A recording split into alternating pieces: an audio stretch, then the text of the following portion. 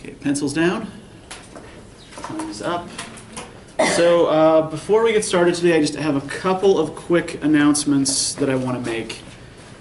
First, as some of you know, I am the advisor for Sirocco. That's GSW's student literature and art magazine. So we're looking for submissions. We've extended the deadline to January 30th. So if you write poems, if you write stories, if you write creative nonfiction, if you sculpt or paint or photograph or do anything remotely artistic, we would be happy to have your submissions. So I know that some of you can write decent poetry. I've read it, I've seen it. If you would like to get some of that decent poetry published, or anything else creative that you do, email submissions to gswsirocco, that's SIROCCO, @gmail.com by January 30th. Right? Anything you want to send us, we're happy to have. We don't guarantee that we'll take everything, but we'd love to read your stuff. Second announcement. We did talk a little bit last time about the sort of philosophy interest group. So if that's something that you care about, that is meeting tonight downstairs, 5 p.m. I do still have some flyers here if you want to take one, or if you know other people who might be interested, you want to take a couple and hand it out to them. So just throwing that out there, that is a thing that is happening here tonight. Okay, so let's get back to Gilgamesh. How'd the second part go for you? What'd you think? Anything that really struck you? Anything you have questions about?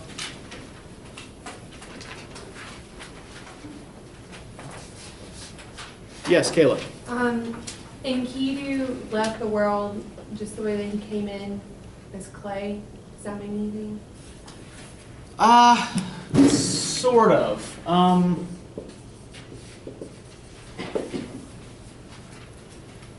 Most ancient world religions regard human beings as having been formed out of the clay or the dust of the earth, sort of most even like the creation story in Genesis, right? Adam is formed out of the dust of the earth, right? We have the Greek myth of Prometheus, where he makes men and women out of clay. The ancient Sumerian, Mesopotamian, Babylonian concept was more or less the same, right? So clay is essentially the substance of mortality, right? If you are clay, right, your substance is not divine. Your substance is mortal. Your substance is ordinary. So essentially, the fact that Enkidu returns to clay, as indeed, rather literally, when we are buried and our bodies decay, we do return to the earth, right? We return to the dirt, to the clay. So because Enkidu is mortal, he is clay. So that's what's going on there. Anything else that struck you about Enkidu's death or the lead up to it? The repetition of the number 12. Okay, give me an example here. I think,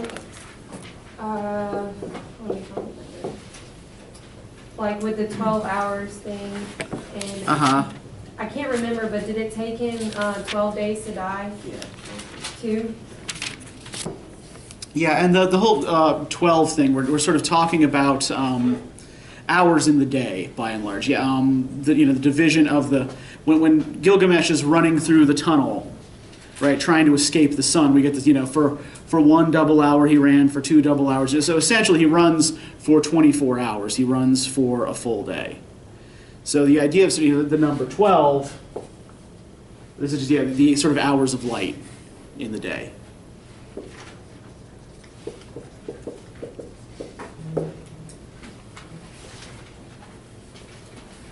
Yes, Asia. With Ishtar, she's going to get the bowl of heaven for the marriage. Why does she just feel about that? Okay, a lot of this, how is Ishtar different in status from Gilgamesh and Enkidu? What is Ishtar? Goddess. Yeah, Ishtar is a goddess. Now,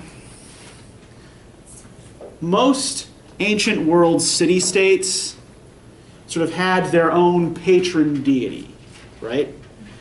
This is going to be a kind of long and roundabout answer to your question, but I promise I'm getting there. So while, say, all Babylonians would have worshipped Ishtar and Enlil and Shamash and Ea, right? These various gods that are mentioned in this text, right? Each of these gods had their home temple in a different city, and they were sort of the patron of that particular city. Now, if we look at the very beginning of the Epic of Gilgamesh, who is the patron deity of Gilgamesh's city of Uruk? Whose temple is there?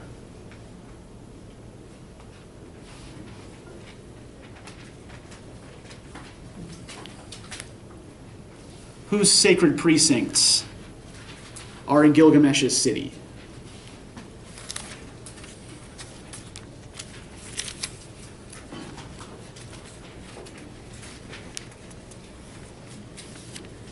If we look on page 38, right? Around line 10, right? He built the walls of ramparted Uruk, the lustrous treasury of Halodiana. See its upper wall, whose facing gleams like copper. Gaze at the lower course, which nothing will equal. Mount the stone stairway, there from days of old. Approach Eanna, the dwelling of Ishtar, which no future king, no human being will equal. So the patron deity of Uruk is Ishtar, yeah. So essentially, what is happening here when Ishtar comes down and offers herself to Gilgamesh? Why is she proposing marriage to Gilgamesh? What is supposed to happen here? What's Gilgamesh's role in the city? Yeah, he's the king, right? So she's proposing a sacred marriage, right, between the king and the patron goddess of the city. Right? When she comes and makes her proposition, right, page 62, "Come, Gilgamesh, you shall be my bridegroom. Give me of your lusciousness. You shall be my husband, and I shall be your wife. I will ready for you a chariot of lapis and gold, with golden wheels and fittings of gemstones. You shall harness storm demons as if they were giant mules. Enter our house amidst fragrance of cedar. When you enter our house, the splendid exotic doorsill shall do you homage. Kings, nobles, and princes shall kneel before you. They shall bring you gifts of mountain and lowland as tribute.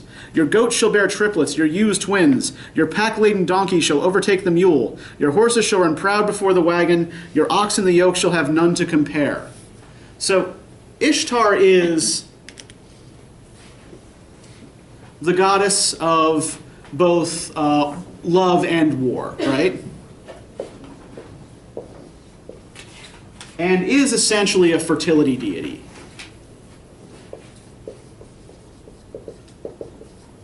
And we can see that in the promises she makes to Gilgamesh, right? Your goats will bear triplets, your ewes twins, right? Your ox in the field shall have none to compare, right? Your people will live in abundance. So she's offering him fertility, she's offering abundance, prosperity, in exchange for marriage. Now, is this prosperity that would benefit only Gilgamesh? Well, the king sort of runs the whole show, right? The king owns all the land, right? But the city benefits if the goats are bearing triplets and the oxen in the field are plowing more efficiently and so on and so forth, right? So if Gilgamesh marries Ishtar, if he joins himself to the goddess of the city, then his people prosper. How does Gilgamesh react to Ishtar's proposal? Insulting. Yeah, does this seem rather a bold and foolish way for a mortal to speak to a god? Gilgamesh made ready to speak, saying to the princess Ishtar, "What shall I give you if I take you to wife? Shall I give you a headdress for your person or clothing? Shall I give you bread or drink? Shall I give you food worthy of divinity? Shall I give you drink worthy of queenship? What would I get if I marry you?" You are a brazier that goes out when it freezes, a flimsy door that keeps out neither wind nor draught, a palace that crushes a warrior, a house that gnaws through its housing, tar that smears its bearer, waterskin that soaks its bearer, weak stone that undermines a wall, battering ram that destroys the wall for an enemy, shoe that pinches its wearer. And then he goes on to list what happened to all of Ishtar's previous lovers and husbands, right? So Ishtar is offering benefits to Gilgamesh's people. And how is he taking it? What is he thinking of? Himself. Yeah, he's only thinking of how this will affect him, right? Remember when we talked on the first day about this guy, J.G. Fraser, and his book, The Golden Bough? Do any of you recall anything about this, about the basic argument of that book, what he was analyzing, what he was concerned with in myth?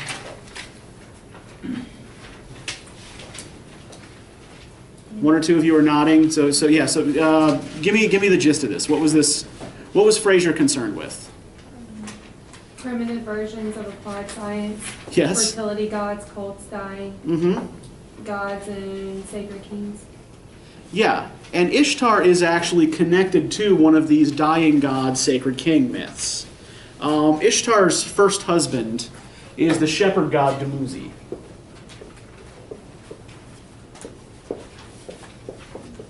Dumuzi in Sumerian, Tammuz in Babylonian. It's the same god, same individual. Ishtar, according to this particular myth, Ishtar goes down into the underworld to visit her sister Ereshkigal, who's the goddess of the dead. And at each of the 7 gates that she has to pass through in the underworld to reach her sister, she has to strip off some article of her clothing or some article of jewelry. Right, so she has to essentially, you'll recall from the fight with Humbaba, right? Humbaba had these 7 divine glories that he could take off and put on. It's the same sort of concept, right? Divine power is something you can take off or put on. So Ishtar has to take off all of her divine power, all the emblems of her divine power, in order to get down into the underworld to see her sister. And then because she's powerless, her jealous sister holds her prisoner. And in order to get out, Ishtar has to find someone who is willing to take her place in the underworld. So she sends a messenger to go around and, ask questions of, everyone they know, will you take my place in the underworld? And they all say no. And then she finds out that her husband, the shepherd god Dumuzi, is lounging on her throne, carousing, and fooling about with loose women. So she makes the decision, aha, you are going to replace me in the underworld. Right? You are coming down here, and I'm going back up there. So she's already connected to one of these sacred king dying god myths, right? Dumuzi becomes a god who dies at the end of who dies in the fall and then comes back in the spring. Right? A lot of these are connected to a kind of seasonal myth, at least in Fraser's argument. And these sort of sacred king, does anybody remember how the sacred king ritual was supposed to work? We did talk a little bit about this. Essentially, right, there's one guy, one perfect human specimen who's chosen for the year to get whatever he wants and to live as a god. And then at the end of the year, he's sacrificed and a new one is chosen. Essentially, that seems to be the kind of offer Ishtar is making to Gilgamesh, right? Be my sacred king, right? We all know what's going to happen to you at the end of that year. It's the same thing that's happened to all of my lovers and husbands. But for that year, your people will prosper and everything's going to be great. And then what happens because Gilgamesh refuses the marriage? Well, she goes through that. Yeah, She cries to Daddy. Yes, the sky god Anu, and yeah, McLean. Okay, so this is kind of like where I have the question. Okay, go for it. So it says on the bottom of 64, it says, like Anu is talking to his daughter, and he's saying that the people of Europe will have 7 years of like famine, but she says like I've already covered it. So is that 7 years later that she's covered it? Like, do you know what I'm trying to ask? Yeah, I know. That little paragraph. I know what you're trying to ask, and it's a common trope in particularly ancient Middle Eastern myth, right? Like if you think, for example, about the story of Joseph in Genesis, right? He has the dream about the 7 years of famine, so they gather up they gather up enough food for 7 years, and then through the famine, the Egyptians are able to survive. I think this is sort of similar to that trope. I'm not sure exactly if what we're talking about is really 7 years later, because the epic seems to just kind of make that kind of leap, right? Maybe she's already considered it and covered it. Maybe it is 7 years later. It's a hard question. I don't really know how to answer it. But yeah, there does seem to be some allowance made for the people of Uruk, to get them through the famine that will be caused, right? And when the bull of heaven is let loose, what does it do? Yeah, it just mass destruction, right? When it reached Uruk, it dried up the groves, reed beds, and marshes. It went down to the river. It lowered the river by 7 cubits. Now, the region we call Mesopotamia is essentially sandwiched between 2 rivers. I can't quite remember which is which. They're the Tigris and the Euphrates.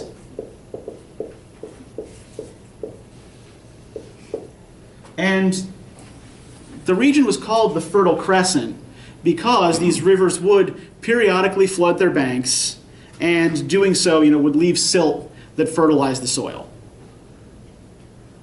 So if the rivers dried up, this was pretty disastrous, right? The people were very much dependent on the rivers, not just for fertilizing the soil, but also for commerce, right? For moving, barges up and down the river to trade with other cities. So the fact that the bull dries up the groves, reed beds, and marshes, it lowers the river by 7 cubits. This is a big problem. You don't want the river to lower.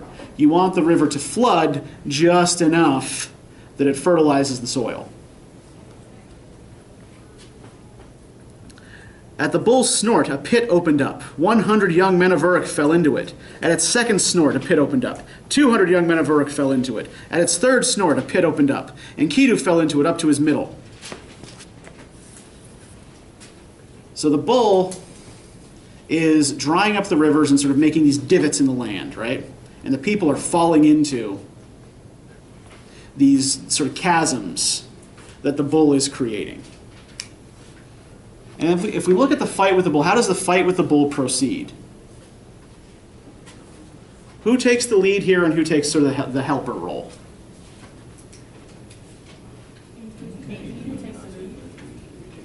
Enkidu tells Gilgamesh what to do, right? He instructs Gilgamesh into how we're going to deal with this bull. But Gilgamesh is the one who strikes the killing blow, right? Enkidu says basically, I'll hold it. This is where you stab it. Stab it there, and then we'll be good, right? So Enkidu is always the subordinate. Enkidu always takes on the subsidiary role, right? Ever since Gilgamesh sent the harlot to him in the wilderness. And Enkidu was robbed of some of his vitality, right? He's not Gilgamesh's equal. He is just the helper. And then how does he behave when the creature is slain?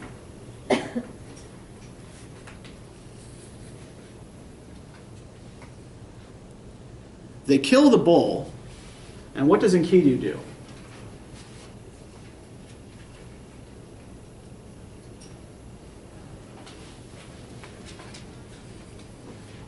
He throws part of the bull at Yeah, I mean the haunch, right? That's like the the back leg and ass of the bull, right? So yeah, he's essentially throwing the bull's ass at Ishtar. Right, when Enkidu heard what Ishtar had said, he tore off the bull's haunch and flung it at her. If I could vanquish you, I'd turn you to this. I'd drape the guts beside you. So Gilgamesh insultingly refused Ishtar. Enkidu actually violently assaults her. So if we look at Enkidu's progression from wild man of the steppes to civilized, citified human, has this been good for him? Yeah, we see here Enkidu really kind of at his worst, right? At the very bottom of his character arc. This is what Gilgamesh's influence has done to him. This is what the influence of the selfish king has done to Enkidu. Right? The innocent creature of the wild. Now he's a man. Now he's fully human. But he's a human who shakes his fist at the gods.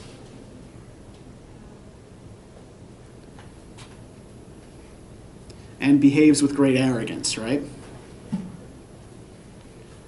So if we take this wild civilized binary that we started examining last time, right? Whose values, well, let me put it this way, which does the epic seem to value more? The wild or the civilized? At this point. The wild?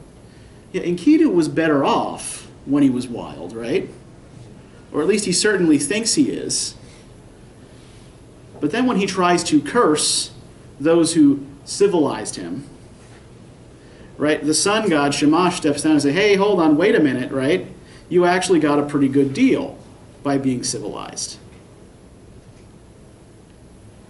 So is the problem necessarily with the, is civilization itself necessarily a corrupting influence? And is wildness necessarily good? As an example, how does Gilgamesh then behave after Enkidu dies? What does he do? He roams his head, horns. Yeah, he runs around on the steppe where Enkidu was born, dressed in animal skins, right? He throws away the trappings of civilization and himself becomes a wild man for a while. And when he is a wild man,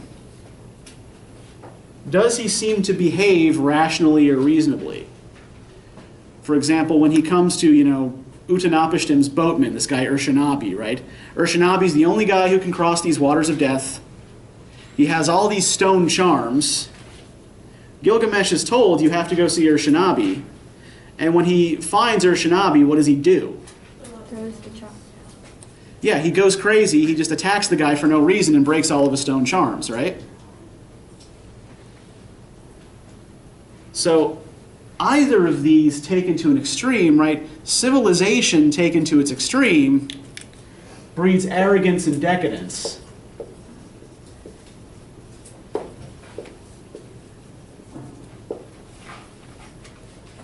Wildness taken to its extreme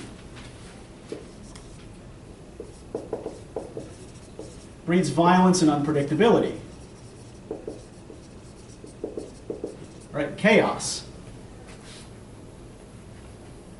Right? When Gilgamesh is wild, he kind of acts against his own interests.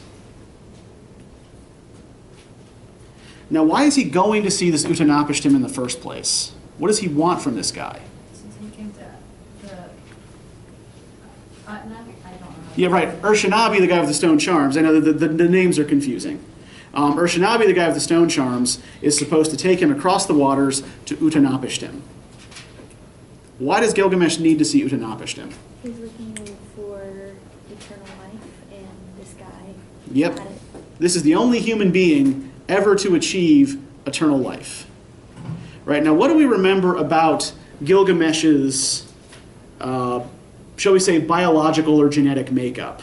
That's all he wanted. He wants his name to be remembered. He wants glorification. He wants eternal life. So when he heard that, he's just like, sure, that's what I want.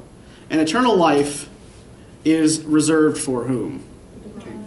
The gods, yeah. Is he 1 or 2/3 human, and then Yeah, and then either 1 or 2/3 like we have God or whatever. this really bizarre math, right?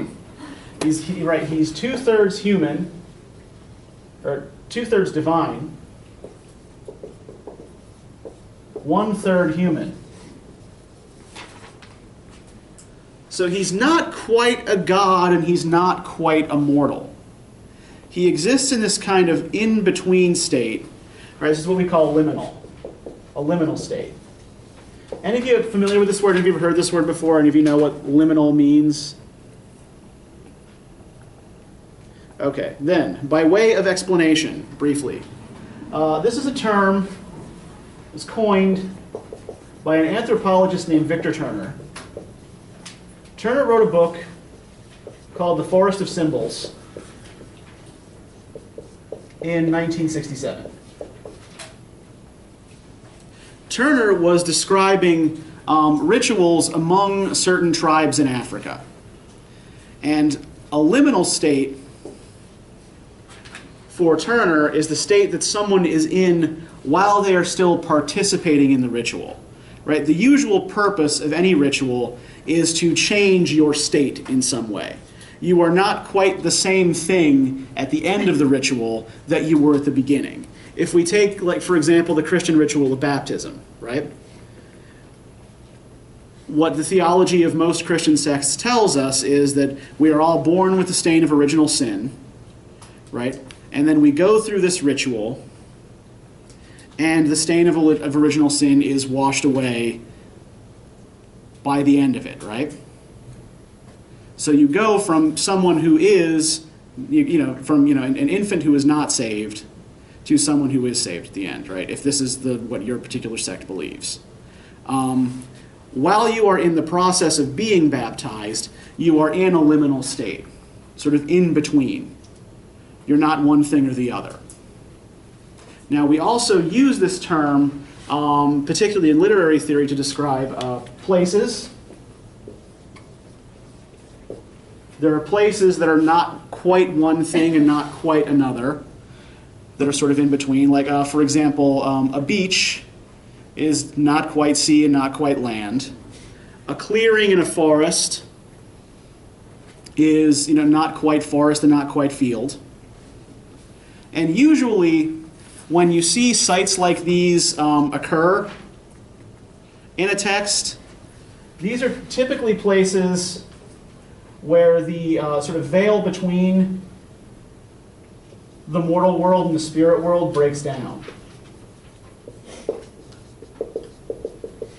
Right, so these are places where human heroes will often encounter monsters or gods or ghosts or fairies or other sorts of spirits. This can also be used to refer to people. Right? People can be in liminal states as well. Enkidu and Gilgamesh are both, at various points in the epic, liminal. Right? Enkidu is not quite a man, not quite a beast. He's a little bit of both. Gilgamesh is not quite a man, not quite a god. Right? So the biggest binary, the biggest divide really to deal with in this particular text is this divide between what it means to be human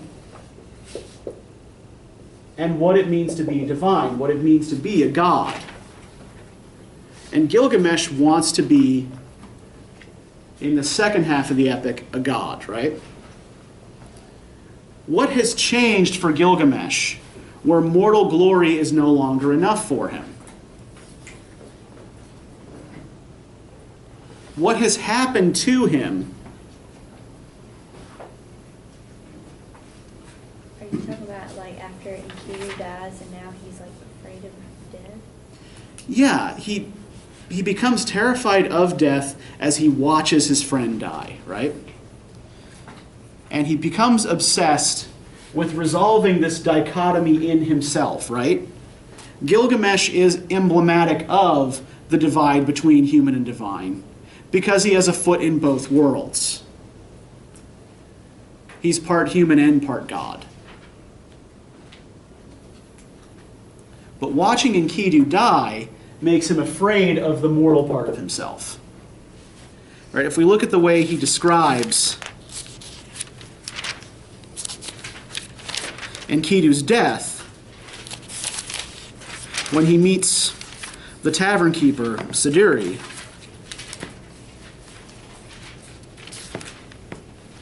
right, page 76, around line 48 or so. Enkidu, whom I so loved, who went with me through every hardship, the fate of mankind has overtaken him. 6 days and 7 nights I wept for him. I would not give him up for burial, until a worm fell out of his nose. I was frightened. I have grown afraid of death, so I roam the steppe. My friend's case weighs heavy upon me. A distant road I roam over the steppe. My friend Enkidu's case weighs heavy upon me. A distant road I roam over the steppe. How can I be silent? How can I hold my peace? My friend whom I loved is turned into clay. Enkidu, my friend whom I loved, is turned into clay. Shall I too not lie down like him and never get up forever and ever? So Gilgamesh is also kind of fixated here on the process of death, right? He watched Enkidu not only die, but also decay. 6 days and 7 nights he watched him until a worm fell out of his nose. It is disgusting, yes. But yeah, he's sitting there watching his friend's body as it rots. That would make anybody afraid to die. One would think so, right? Yes. He is watching Enkidu return to the clay. Pardon? No, it's not an attractive process, no. So this has made him terrified of death, right? He recognizes that this mortal part of himself will also decay, will also fall apart.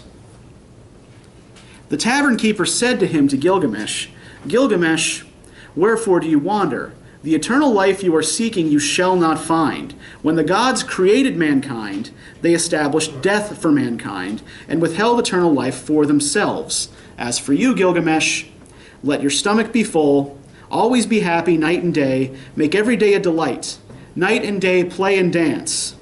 Your clothes should be clean, your head should be washed, you should bathe in water, look proudly on the little one holding your hand, let your mate be always blissful in your loins. This, then, is the work of mankind. So what does the tavern keeper's advice to him amount to? The same thing he's going to learn eventually. Yeah, the same thing he is going to learn from Utanapishtim, right? Which is what? Death is inevitable. Yeah, death is inevitable. Enjoy life while you can. Exactly, yeah. This is, enjoy being human. Right? Dance, play, eat, drink, right? Bear children, father children, have sex with your wife, right? Enjoy the things that human beings do. Enjoy the things that human beings enjoy. Rather than hankering after this eternal life that you're not going to get. Because it's not for human beings. Right? Enjoy being human. Take pleasure in your mortality. Now, is immortality good for human beings? When we see Utanapishtim, what does Gilgamesh notice about this guy?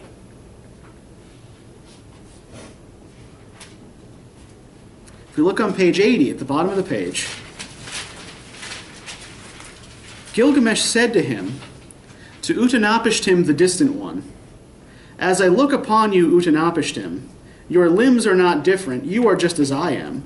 Indeed, you are not different at all, you are just as I am. Right? Okay, we're both men, we're both formed like men. Yet your heart is drained of battle spirit. You lie flat on your back, your arm idle. You then, how did you join the ranks of the gods and find eternal life? So how is Utnapishtim living here on his island? Just laying around, lazy, Yeah, nothing to do. exactly. Nothing to do. Yeah, his muscles get flabby. You know, he and his wife are more or less alone here. Everyone they knew is dead. The world that they lived in is gone, washed away by this flood. More on that in a second. And yeah, he's spending eternity essentially doing nothing, right? Not accomplishing anything. Right? His arm is idle. His heart is drained of battle spirit. He doesn't have anything to strive for. Because he will never die, he has no good reason for leaving an impression behind him on earth, right? Now, a lot of this is related to the way the Mesopotamian afterlife was sort of conceived of. We can actually get a sense of that if we look on page 69. Enkidu has a dream about the underworld. Right, line 120. My friend, what a dream I had last night. Heaven cried out, earth made reply. I was standing between them. There was a certain man, his face was somber. His face was like that of the lion-headed monster bird Anzu. His hands were like the paws of a lion, his fingernails were the talons of an eagle. He seized me by the hair, he was too strong for me. I hit him, but he sprang back like a swing rope. He hit me and capsized me like a raft. Like a wild bull, he trampled me. Save me, my friend, but you did not save me. He trussed my limbs like a bird's. Holding me fast, he took me down to the house of shadows, to the dwelling of hell. To the house whence none who enters comes forth. On the road from which there is no way back. To the house whose dwellers are deprived of light. Where dust is their fare and their food is clay. They are dressed like birds in feather garments. Yea, they shall see no daylight, for they abide in darkness. Dust lies thick on the door and bolts. When I entered that house of dust, I saw crowns in a heap. There dwelt the kings, the crowned heads who once ruled the land, who always set out roast meat for Anu and Enlil, who always set out baked offerings, libated cool water from waterskins. In that house of dust I entered, dwelt high priests and acolytes, dwelt reciters of spells and ecstatics, dwelt the anointers of the great gods, dwelt old King Etana and the god of the beasts, dwelt the queen of the netherworld, Ereshkigal. So when Enkidu is dragged down into the underworld, right, what do we notice about this vision of the afterlife? What seems to be important about this? What sorts of people are down here? High-powered people. High-powered people. Are all the people down here high-powered people? Why, for example, are all the crowns piled in a heap?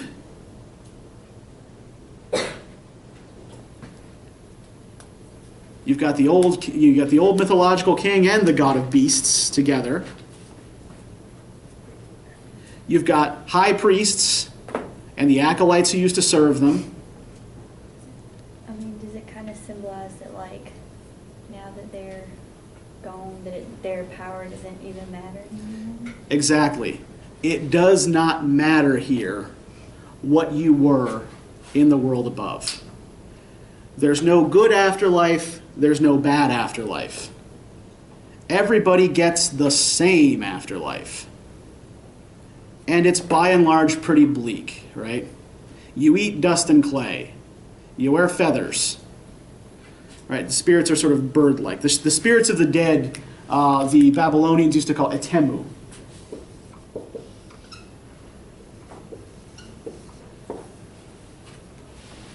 And they are represented as these kind of bird-like, disembodied creatures. They live underground, right? The underworld was conceived of as a real place that was under the earth.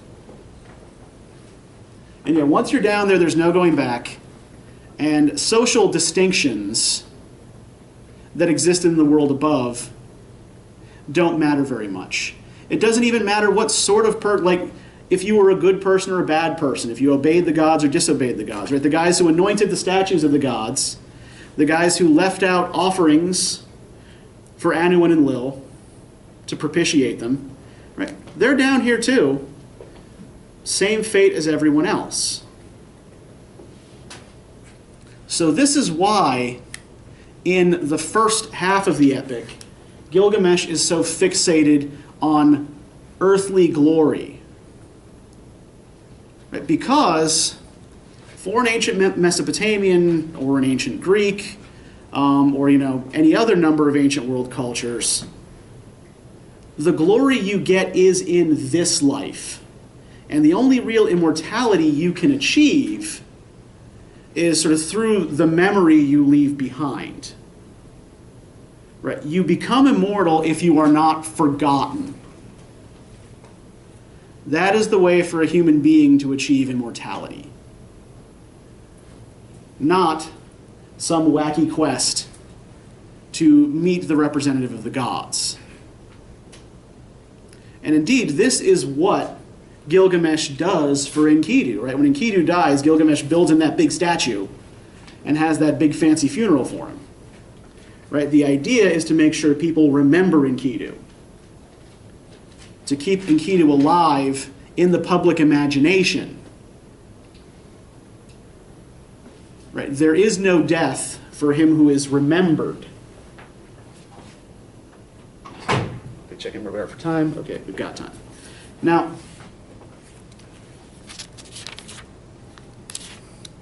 what did you make of the tests that Utanapishtim puts Gilgamesh through?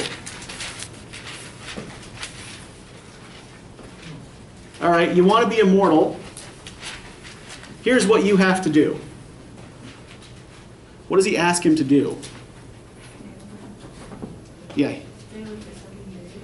Yeah, he's got to stay awake for 7 full days. And of course, what does Gilgamesh immediately do? Sleeps. He falls asleep, right? And sleep is the brother of what other state? Yep, sleep is, the comforting thought here, your little nightly death, right?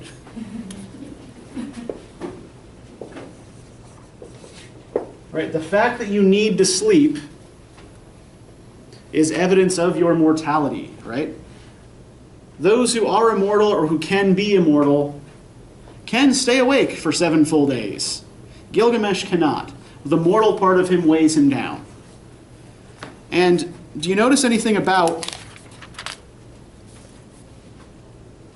the method of proof Utanapishtim uses to show Gilgamesh, no, you did not stay awake for 7 days? They put down a loaf of bread every day. Yep, there's a loaf of bread placed by his head for every day that he sleeps, all in different states by the time he wakes up, right?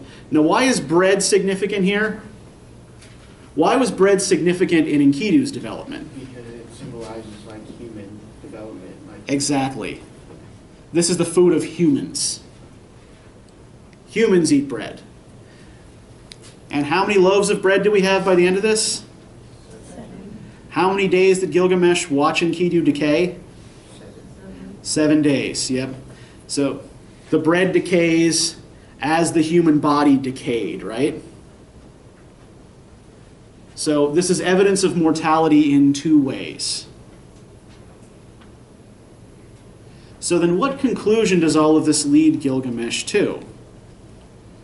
Okay, he can't be immortal. When Utanapishtim sends him after that magic plant, he loses it. The snake eats it. Right? I have done a good deed for a reptile. So he's coming home despondent, knowing that he's not going to be immortal, and he's not even going to be able to regain his youth, right? He's not even going to be able to add years to his life. But then how does the epic end?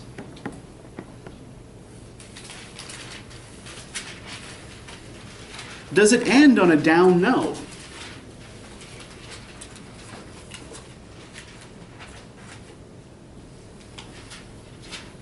He's talking about Uruk. Yeah, he's talking about his city, Uruk, right? And what is he saying about Uruk? What does he have to say about his home? his city? Is he just saying, oh, I'm back? Whoopee. Time to sit on my throne till I die? Go up Urshanabi, pace out the walls of Uruk. Study the foundation terrace and examine the brickwork. Is not its masonry of kiln-fired brick? And did not 7 masters lay its foundations? This doesn't sound like a big deal to us, right? But to ancient Mesopotamians, yes, this would have been huge. 1 square mile of city, 1 square mile of gardens, 1 square mile of clay pits, a half square mile of Ishtar's dwelling. 3.5 square miles is the measure of Uruk. Why is he pointing out how great his city is to Urshanabi at the end of this? What does he come to realize? Appreciation for life and everything. Yeah, appreciation for life, certainly. This also takes us back to the beginning of the epic, right? Does he almost have like a new respect for like his city? Like at first he was like, I mean, I guess kind of doing it like in a selfish way, but now it's like he's taking appreciation. Yeah, he was only interested in what he could get from his city, right? What he could extract from the citizens he ruled, right? But now, yeah, it's, hey, these city walls I built, right? These clay pits, these gardens, this great temple, right? I rule over one of the great cities of my time. And that in and of itself should be a source of pride, right? So he is embracing here, finally, his role as human king. Right? He's figured out what he knew in the first half of the epic, right? The key to immortality is worldly glory, worldly fame. But he has also come to accept that for a king, this is attained by ruling and protecting your city, right? The first thing he draws attention to is the walls that keep invaders out, the walls that protect his people.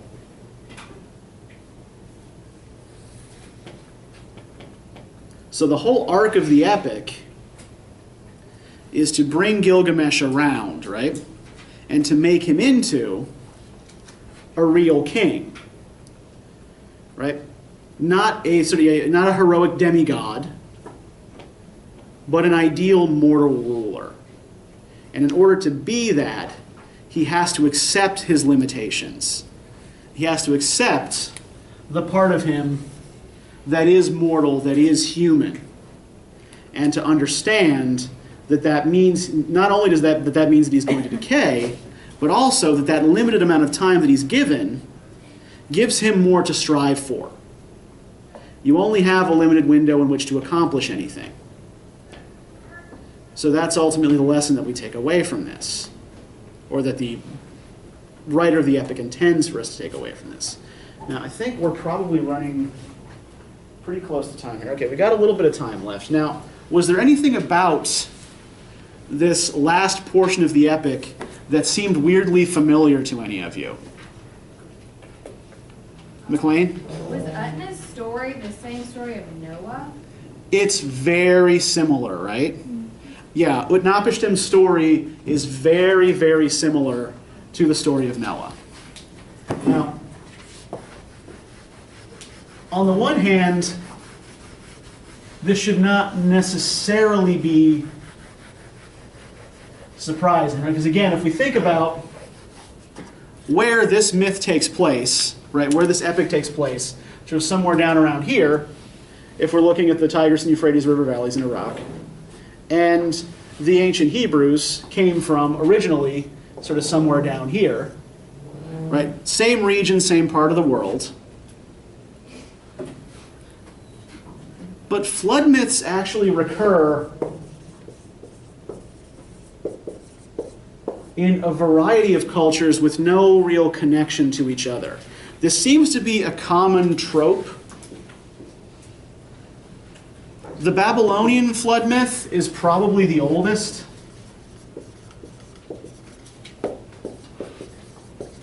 Or the oldest that we know of.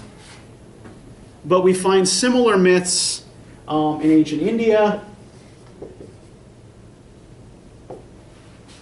We find similar myths among the Ojibwa people of North America. There's a Greek version of the same story. And they tend to differ in certain details, and it's often sort of in the differences that we can discern sort of different cultural values at work.